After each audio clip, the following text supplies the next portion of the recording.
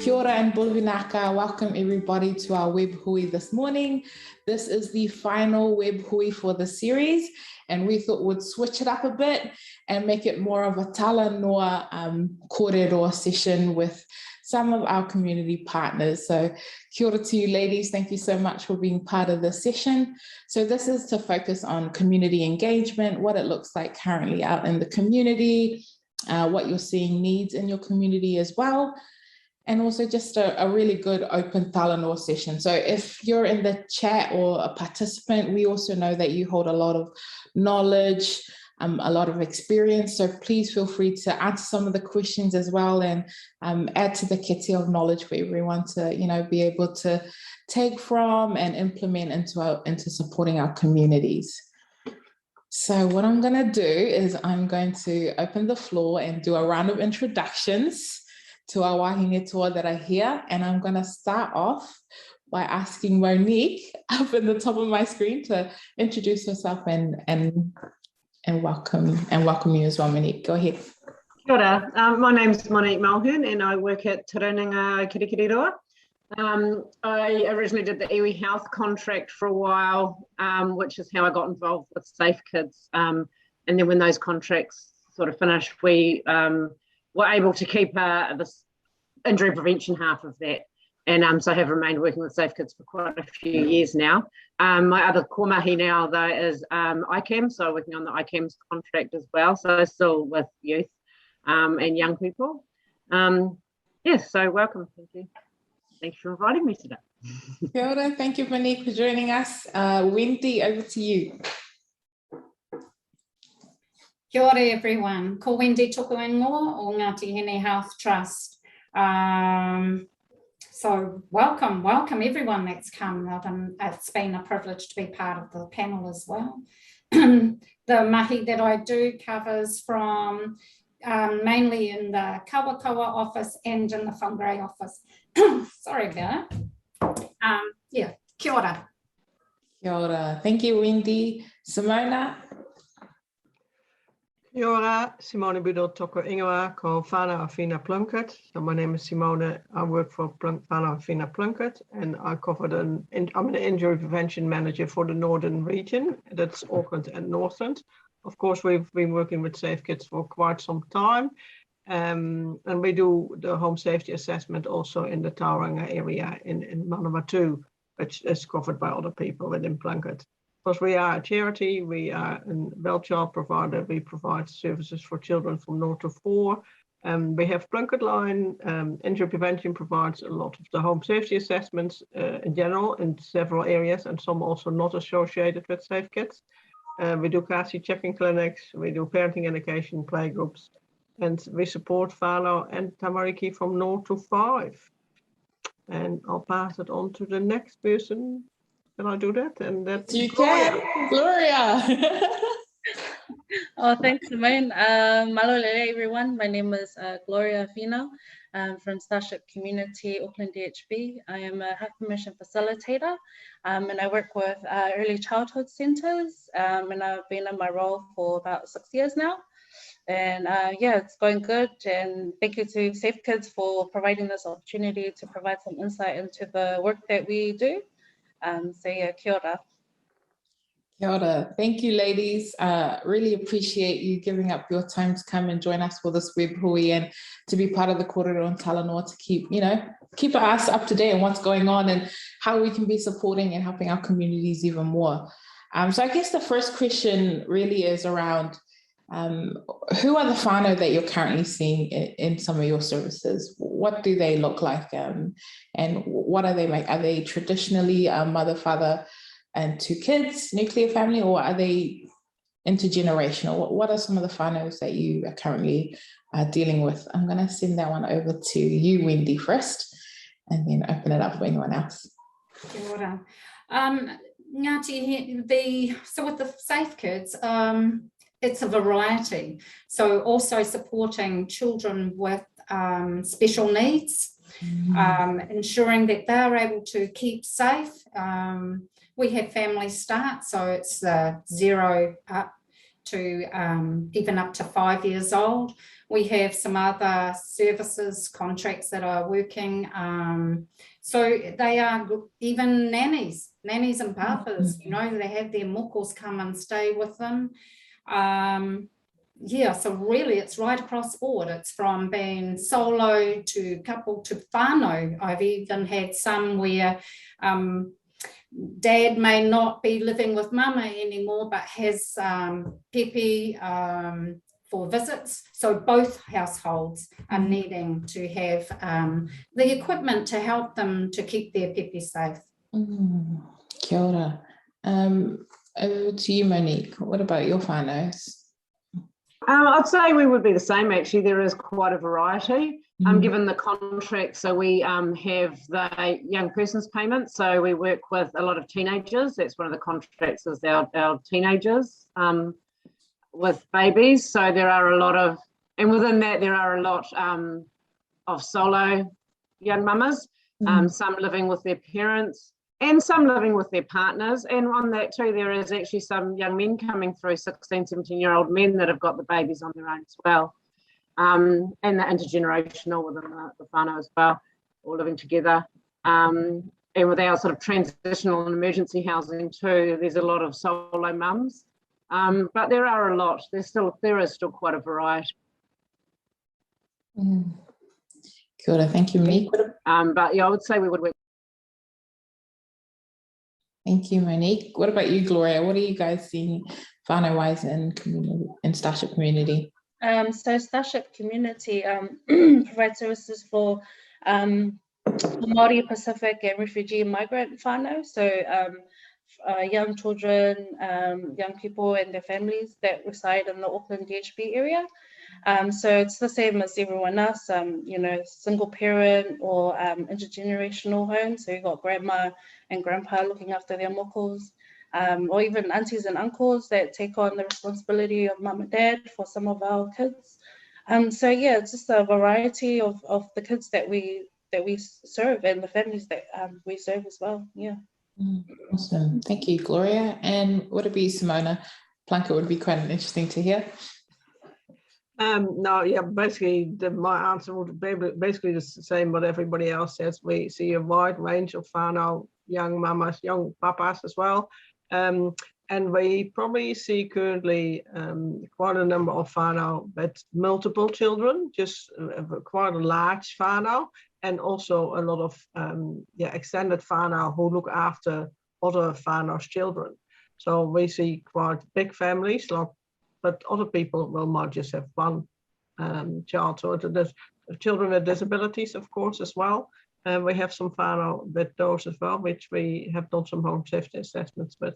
So yeah, it's a range, like a bit like it's a replica of our community, more or less.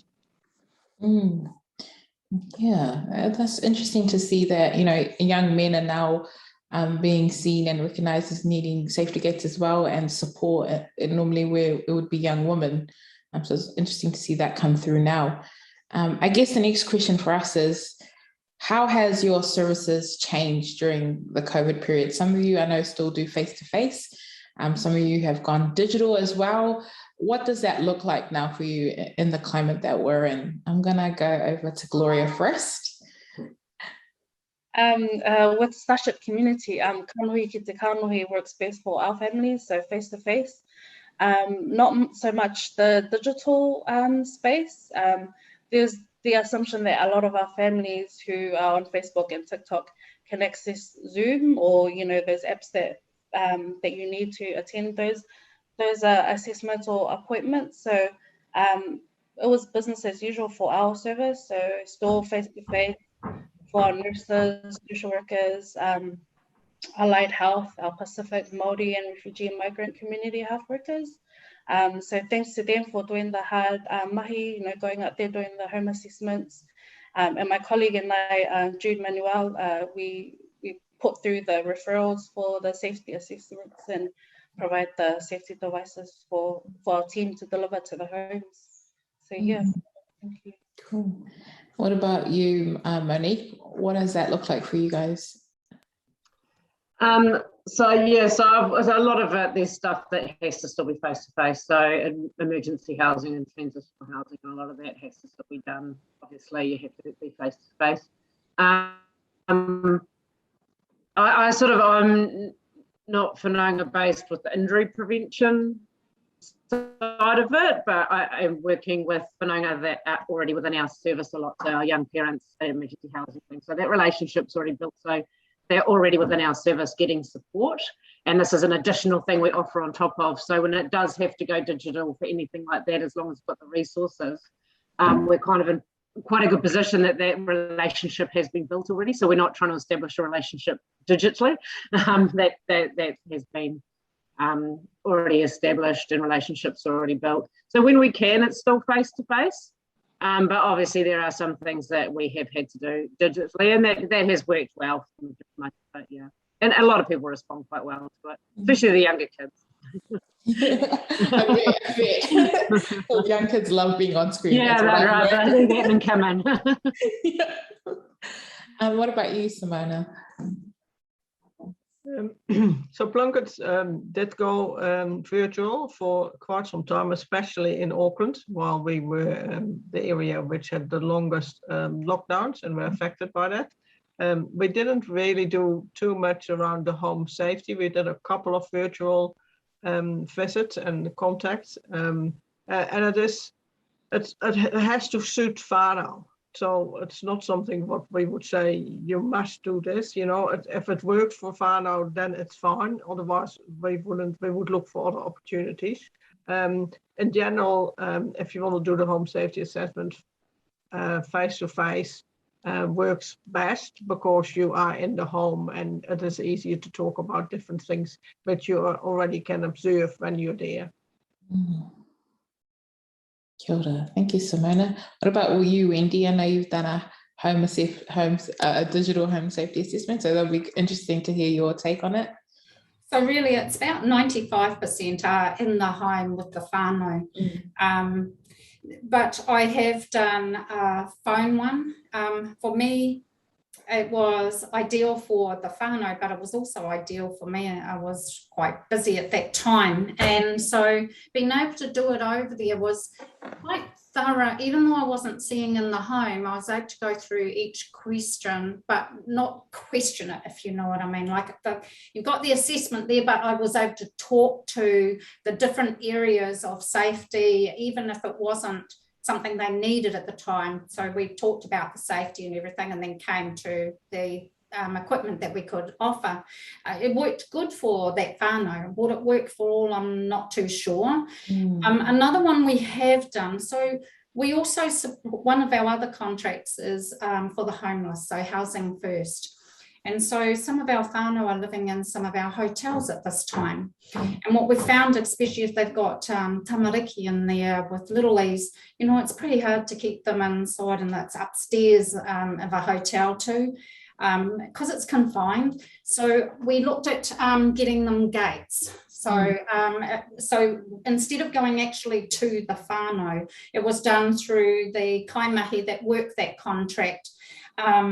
So I had to have a bit of a conversation, and this was quite interesting, just going off it a little bit, because I was worried that if I got the whānau a gate while they were in there, what about when they transitioned out and got a home? Could I do another assessment for them, because they'd already had one? And grateful to Ting Ting and also to you, Laura, that we were able to see that actually in circumstances like that they could. So the gate would go with them and they wouldn't need that gate, but I could then go into their home, do an assessment, or for us it would get the Housing First have done some of the training. They could go into the whare, have a look and come back with it. Kia ora. Thank you, Wendy. And I guess, you know, listening to that face-to-face pieces that Gloria and Monique, both of you have talked about, have you had to adapt any of your processes because of the times, or has that process stayed the same in terms of going into the whānau home? For me, I'm going to say it hasn't been, because majority of our contracts are about whānau first and what's best for them. Often it is going into their whare. I think if anything that's changed, I mean, going into the whare, like say I've got housing first might be about them needing a home, but actually going in there and having a kōrero with them, you actually learn a lot more of the needs. So it's not just about a home. So having that face-to-face, actually, whanangatanga. So you learn more of what their needs are. So, you know, about safety equipment, but there's other safety as well. So yeah, that's what it's been like, really. It's, yeah. Kia ora, thank you, Wendy. What about you, Gloria and Monique? So for us, I think we've sort of changed it up actually a little bit this year of how we deliver the program. So it was always me that did it. But we're actually spreading it out now so that the youth coaches that have already got the relationship and they're on their caseloads, they're the ones we're now going to train so that when they're with them, they can do the assessment. It's just another additional support that they can put in place for them. And as with transitional housing and emergency housing, they're already developed that relationship and given them the house and they're already there. So they're starting to do it. So it's actually taking a little bit away from me having to go and try and build a relationship and go into the home. So we are actually spreading it out a little bit more across the organisation. So it hasn't really, that's the change, I suppose, yeah. But but it enables a lot more face-to-face. Because they're already there doing something else. Yeah. So it's just another additional, yeah. And we're actually still finding our feet a little bit with the new process and just training some new people and how that's going to work as well. Keeping sort of me as the main point of contact for invoicing and reports, things like that. But no, it's, that would be our biggest change. But I think it will work a lot better. And having people come out to install it is, the whole process is going to be a lot smoother now. Thank you, Monique. I guess for our whānau, it's nothing's changed, but in terms of the process and the ordering the safety devices have changed. We've been part of the program since 2018, and at that time, Jude and I had easy access to the devices. We'll just go downstairs and grab the devices and pass it on to our colleagues and they deliver it. But with the change of process, you have to order it online and you have to wait for it to arrive, and then our staff take it to the whānau. But it's much cleaner that way. But also at the same time, families get free installation, which is awesome. And we didn't have to go out and reach out to other organizations to do the installation. So Safe Kids, did that hard mahi for us. So yeah, kia ora, thank you for that. Kia ora. Simona, is there anything else you'd like to add in, or? No, probably it's very similar as everybody else. And what Gloria said, we've been part of the previous, some of the previous campaigns as well. And it is a smoother process by ordering. We had a little bit of issues initially, but that's all been smoothed out thanks to you, Laura, and to Ting Ting. And whānau are very appreciative that for the support and wow, sometimes that we actually can do these kind of things. So that's really valuable. Thank you. Just to add a little bit to that, that is the difference that's happened to us too. I didn't have a place to put, and I was getting all these pallets last time of equipment and finding storage. And Ngāti Hene's huge, and so every service was, space is really important. I've got to say, doing it this way is awesome. The whānau get it, puts the responsibilities back there too. My only thing that I have is just finding out if they've received it. That's my only, and just making sure, following up on how I follow up on, did they receive it? Kia ora, thank you, Wendy. And I guess, and again, back to the face-to-face stuff, have you had to, in terms of processes again, have you had to call in advance to make sure that you are able to go into the whānau home? Has any of that processes changed, or is that still quite similar to what you did before the world changed? For us, in terms of COVID, our nurses and allied health and community health workers had to ring families first, doing the COVID questions before they went to whānau's home. So So that's been going on for, I don't know, the past, since 2020, I guess. So we'll see how it goes, you know, with Omicron, whether we still continue or we just live with COVID. Yeah. But I can say that, you know, it's good to have the devices because, you know, in the past you talk about safety, but, you know, these devices complement the health messages that our staff go out to whānau homes. So instead of talking about, oh yeah, you need to put this in because, you know, it will keep your child safe. You know, where's the family going to get it if, you know, they're low income families, you know, heaps of tamariki. So this is a great program to actually alleviate some of that stress that our families are facing. So yeah, thank you again to Safe Kids. Thank you for the awesome program, and to ACC, thank you for the, you know, supporting Safe Kids. I promise this isn't a promotion, Web Hui. I promise it's not a promotion, Web Hui. Sorry, Simona. Yeah, continue. No, I agree with Gloria.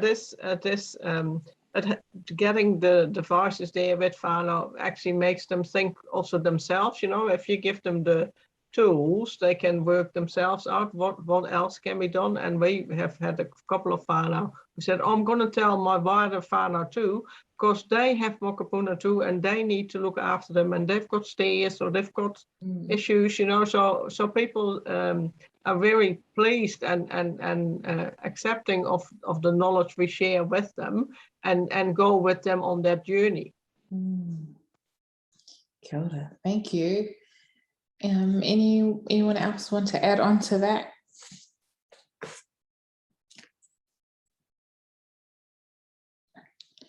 Cool. I guess so. Leading on to that, how have the whānau received some of the engagement? Have you seen any barriers in terms of going into the whānau home recently in the climate that we're in at the moment?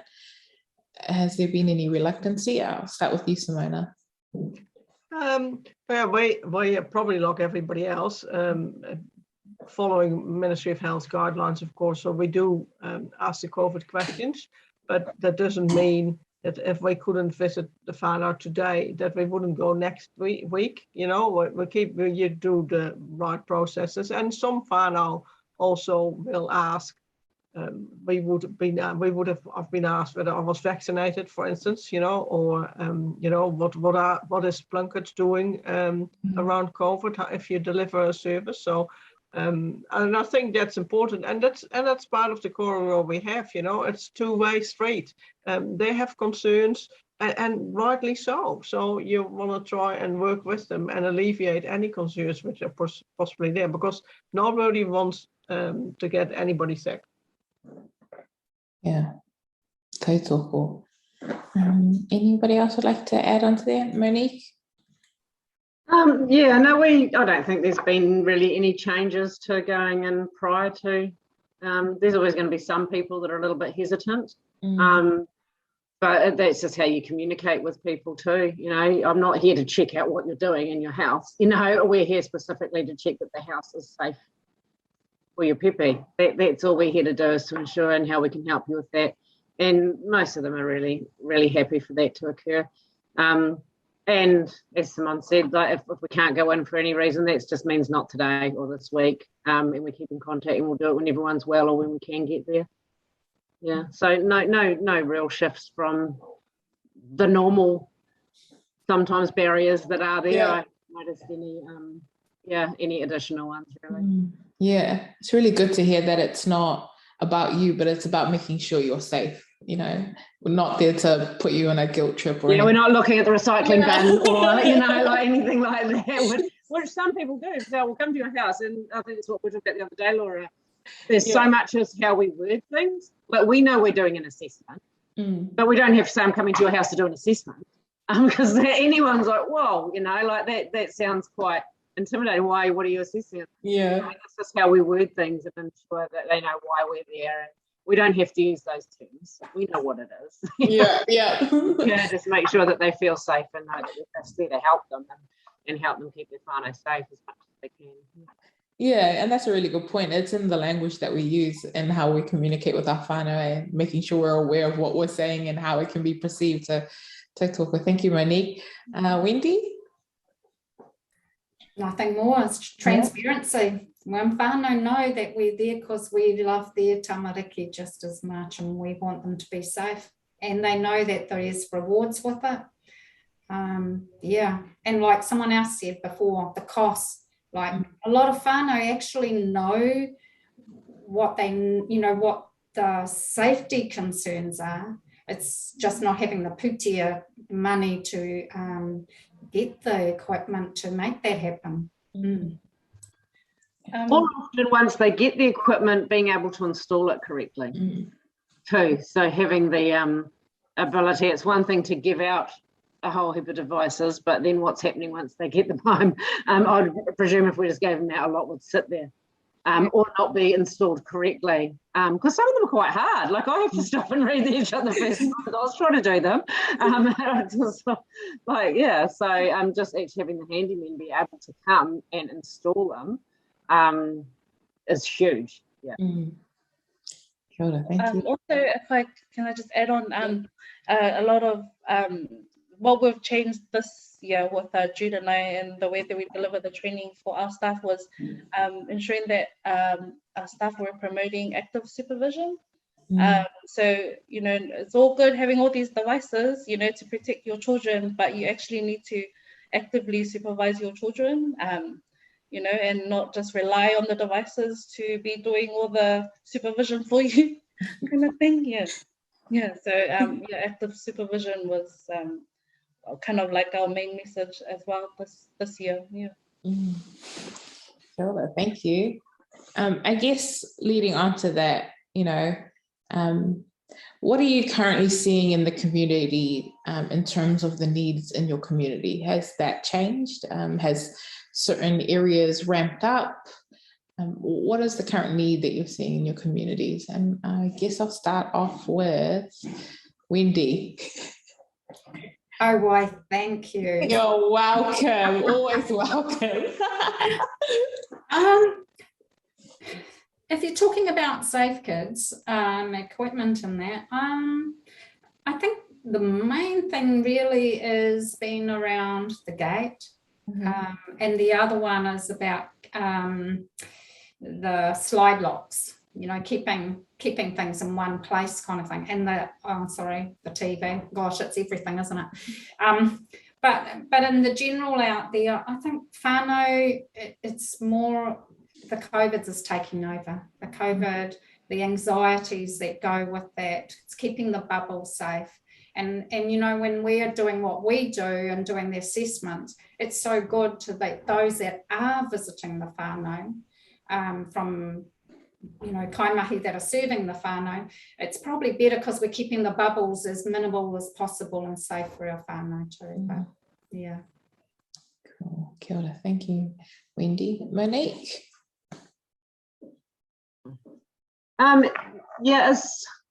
As far as the devices have gone, I don't think a lot has changed. They're all really handy. The risk is the same as before. Like there is suddenly no more risk of anything, falling out. Like so, that's all remained quite similar. I think as far as other needs go, there's probably more need for our co-op and things, for food, support for food and blankets and things like that, and housing. I think our transitional housing and emergency housing numbers have increased. I wouldn't be able to give you specifics. That's not the contract I work on, but I know they're a lot busier. They're always rushing around. So I'd say those basic needs, just with job loss and things like that, have increased since COVID. But as far as the devices go, it hasn't, nothing's really changed there. Kia ora. Gloria? Yes, pretty much the same with Monique and Wendy, but what we've seen a lot is hygiene practices are on point in the community, whānau and ECEs and schools. So they're clean as ever, man. Those toys are wiped down all the time. So yeah, it's good. Yeah. Awesome. That's actually a positive then that's come out of it. Simona? Probably, similar what everybody else already has said. What we see specifically in Auckland probably is that we see lots more infill housing. So houses which used to be like one level and are going now to 2 or 3. So we get more houses on a plot. So they're all going to be 2 or 3 stories. So we see a lot more they look smaller, but because they are built up, they are similar size as before. It's just the experience is different. The traditional Kiwi home we used to see is changing, like it is overseas, and that is for some people really hard to grapple with. That suddenly you have your bedrooms upstairs instead of before of the living room. With that, we do see higher demand for certain types of safety devices, especially with gates. And if you have 2 or 3 stairs, where do you start? Do you put it on the top? Do you put it on the bottom? Where do you go? If you have multiple children living at home, you know that a safety gate's not necessarily the best for a 4-year-old, but it will protect the 1-year-old. So you need to weigh up with whānau what is best option and best practice. And of course, active supervision stays always number 1. Kia ora, thank you. And now thinking about, engaging with whānau again and the needs, do you see us how do you see engagement continuing in the community? Do you see it reverting back straight to face-to-face, or is there a hybrid of potential digital calling as well as virtual assessments as well? Where do you see that going? Yes. I think in general, we're all people. We like to see people, face to face. You can read the body language. If I see everybody on the screen, you might just be, it's kind of, you can make that seem to be that it's all fine, but in the background, things might just be very different. So I think it's in human nature, it is that we will continue with face-to-face more than virtual, but it is another tool what you can use if you need to. Gloria? Yeah, I think, we're social creatures. So even though you can talk through the digital, but face-to-face is always the way to engage with whānau. And I don't see any other way unless everyone has a flash as iPad with Zoom on there that we can do like digital assessments on there. But kanohi ki te kanohi is the way to go. Kia ora. Wendy? Oh, look, just what everyone else has said. Whanangatanga doesn't happen over a webcam, we will continue to doing it, keeping ourselves safe and our babies safe. Definitely, it's got to be that way. A holistic well-being can't be met by a Zoom because you'll only know what you get to see. Monique, anything else to add into there? No, I totally agree with everybody else. Face-to-face is best. But on saying that, it's great to have a backup plan, which, like in 2019, if I couldn't see face-to-face, it was kind of, well, when can we? Even for other appointments at work, or Hui's now that if you couldn't get there for any reason, or you're working remotely and couldn't make it back for a meeting, now it's like, every meeting has a Zoom link for people that can't attend. So there is always that backup. And, if I can't see them this week due to something they need to be, it's great to have that as a backup, but not the go-to, not the initial one. But, when needed, I think it's a wonderful tool as well. And people have adapted to it. But always, if we can, face-to-face is best. Yeah, and that's a good point. It's how do you pick up the little signals, the body language, and how do you connect culturally as well, and those little pieces that you can't do on screen, that you can do face to face, and it's only done face to face. So tautoko, all of that, kōrero. I guess also rounding us back into tamariki, have you seen any hacks, any real successes for safety in the home during the period that we've been in? For our whānau, some of them use like a chair or cardboard to block the door, or but you know, the kids, they're so clever. You know, they climb those chairs to open the door, to go try and get through the windows. You know, and parents will use string or rope to tie up the cupboard so the kids won't go through the pots and pans. But you know, our children are clever, man. Don't underestimate those little ones. They'll get through. Where there's a will. Supervision. Yeah, exactly. And that comes back to what you were saying, though. It's active supervision. Like, this doesn't mean your child won't get hurt. This gives you a little bit more time to see them climbing over the safety gate that we've installed. Or to, one of the girls at work got the clips and put them for her family on her fridge.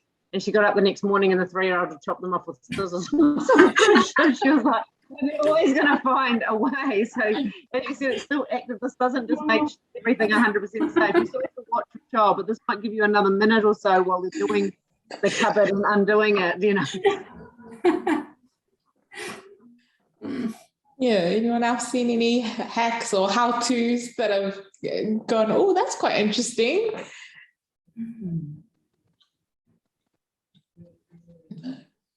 Cool.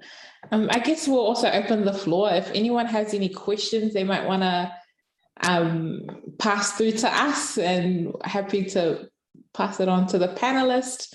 The floor is open. Oh, cool.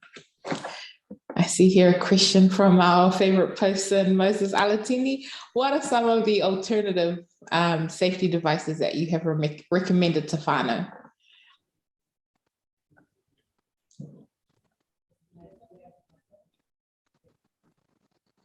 Probably what be for the finger pinching guard, put a towel in the corner of the door, you know, or that's what we say often in general. And it's probably sometimes it's really hard to find alternatives, because it's very easy to say move furniture away from a window or from an we had a mum recently who had some issues with a little one wanting to try climb over the balcony because she is in a high rise up a 3-story building. And we asked her to take photos because unfortunately we couldn't visit the whānau at that point in time. And she said, no, I've removed everything, but in the reflection, in the photos, on the reflection of the windows, we actually could see still a little table and a chair. So we had a lengthy conversation with mum why that was there, and how she can, if she needs it, how she can use it in the best way to stop the little one climbing. So asking people to take pictures, that has worked for us sometimes quite well if we couldn't actually physically be there. Kia ora. Thank you, Simona. Anyone else? Gloria, Wendy, Monique, anybody would like to add to any safety alternatives that they've suggested? Same as Simone with the door, to use a towel or a big jumper or something in between. Yeah, or you know, people that don't want to use locks on cabinets and things like that.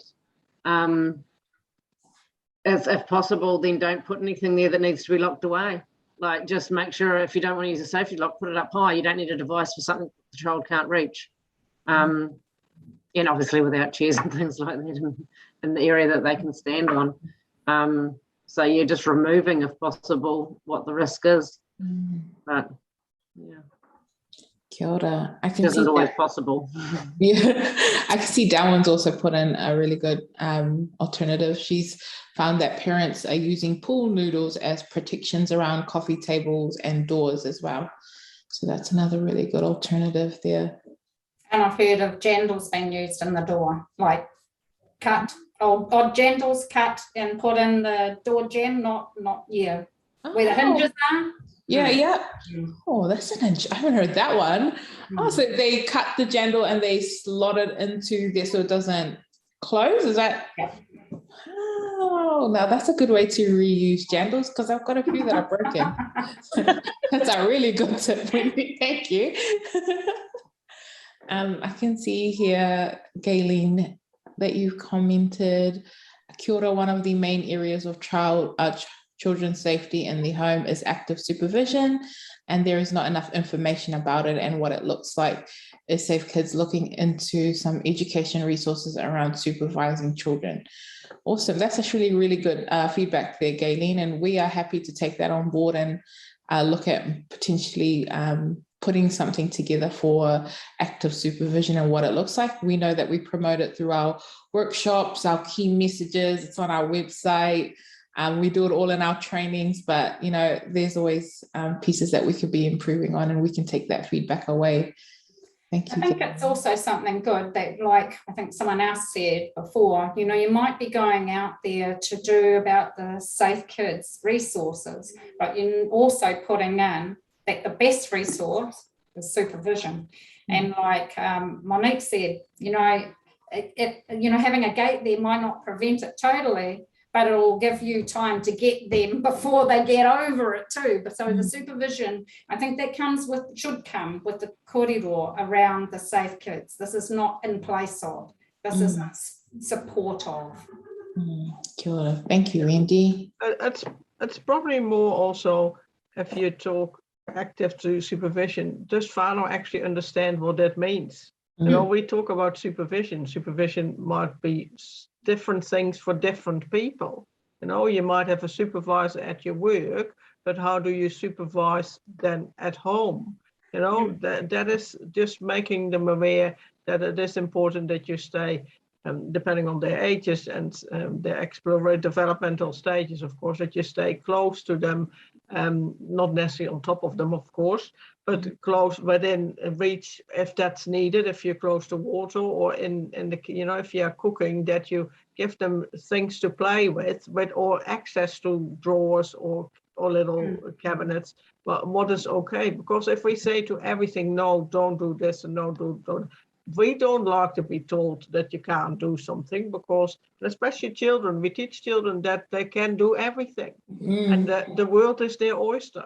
And then on the other hand said, yeah, but you can't do this, this, and this, and this. So, you know, you need to have that core of what it actually means and what does it mean for that whānau? How does it fit in with their cultural values? Kia ora. Yeah, tautoko. Thank you, Simone.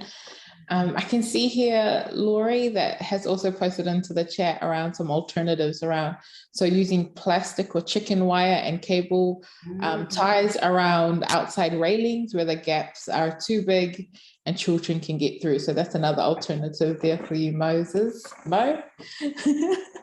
for balconies is what I'm thinking she's referring to.